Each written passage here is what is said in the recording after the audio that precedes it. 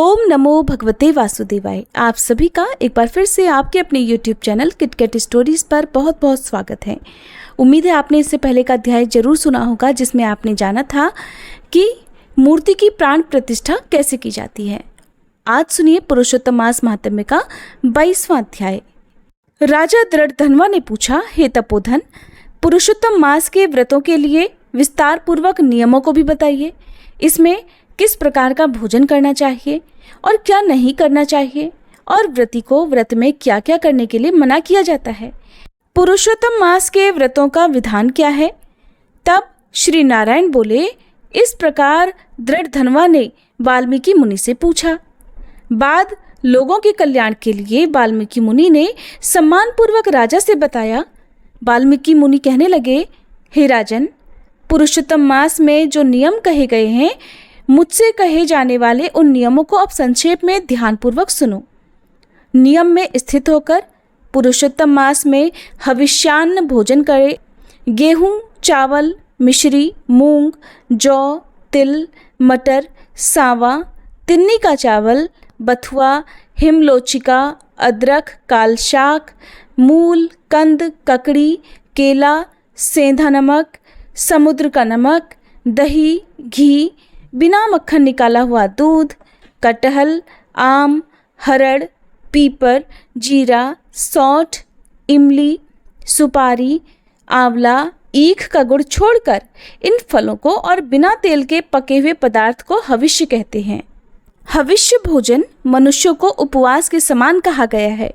समस्त आमिष, मांस, शहद, बेर, राजमाशादिक, राई और मादक पदार्थ, दाल, तिल का तेल, लाह से दूषित, भाव से दूषित, क्रिया से दूषित, शब्द से दूषित अन्न को त्याग देना चाहिए। दूसरे का अन्न, दूसरे से बैर, दूसरे की पत्नी से गमन, तीर्थ के बिना देशांतर जाना व्रती को छोड़ देना चाहिए। देवता, वेद, ब्राह्मण, गुरु, गऊ, व्रती, स्त्री, राजा और महात्माओं की निंदा करना पुरुषोत्तम मास में त्याग देना चाहिए। सूतिका का अन्न मांस है। फलों में जंबीरी नींबू मांस है। धान्यों में मसूर की दाल मांस है और बासी अन्न भी मांस के समान माना गया है। बकरी, गऊ, भैंस के दूध को छोड़कर और सभी दूध आदि मांस कहे गए हैं। और ब्राह्मण से खरीदा हुआ समस्त रस, पृथ्वी से उत्पन्न नमक मांस है। तांबे के पात्र में रखा हुआ दूध, चमड़े में रखा हुआ जल, अपने लिए पकाया गया अन्न को विद्वानों ने मांस कहा है। राजन, पुरुषोत्तम मास में ब्रह्मचर्य, पृथ्वी में शयन, पत्रावली में भोजन और दिन के चौथे पहर में भोजन करना चाहिए। पुरुषोत्तम मास में रजस्वला स्त्री, अंत्यज, म्लेच्छ, पतित, संस्कारहीन, ब्राह्मण से द्वेष करने वाला, वेद से गिरा हुआ, इनके साथ कतई बातचीत ना करे। इन लोगों से देखा गया और काक पक्षी से देखा गया। सूतक का अन्न 2 बार पकाया हुआ और भुने हुए अन्न को पुरुषोत्तम मास में भोजन ना करे। प्याज, लहसुन, गाजर, नालिक, मूली, शिगरू, इनको पुरुषोत्तम मास में त्याग देना चाहिए। व्रती इन पदार्थों को समस्त व्रतों में हमेशा त्याग करे। श्री विष्णु भगवान के प्रीत्यर्थ अपनी शक्ति के अनुसार कच्छ आदि व्रतों को धारण करे। कोहड़ा, कंटकारिका, लटजीरा, मूली, बेल, इंद्रियव, आंवले का फल, नारियल, अलाबू, परवल, बेर, बैगन, बल्ली और जल में उत्पन्न होने वाले शाक, प्रतिपद आदि तिथियों में क्रम से इन शाकों का त्याग करना। गृहस्थ आश्रमी रविवार को आंवले का सदा ही त्याग करे, अर्थात रविवार के दिन कभी भी आंवले का सेवन ना करे।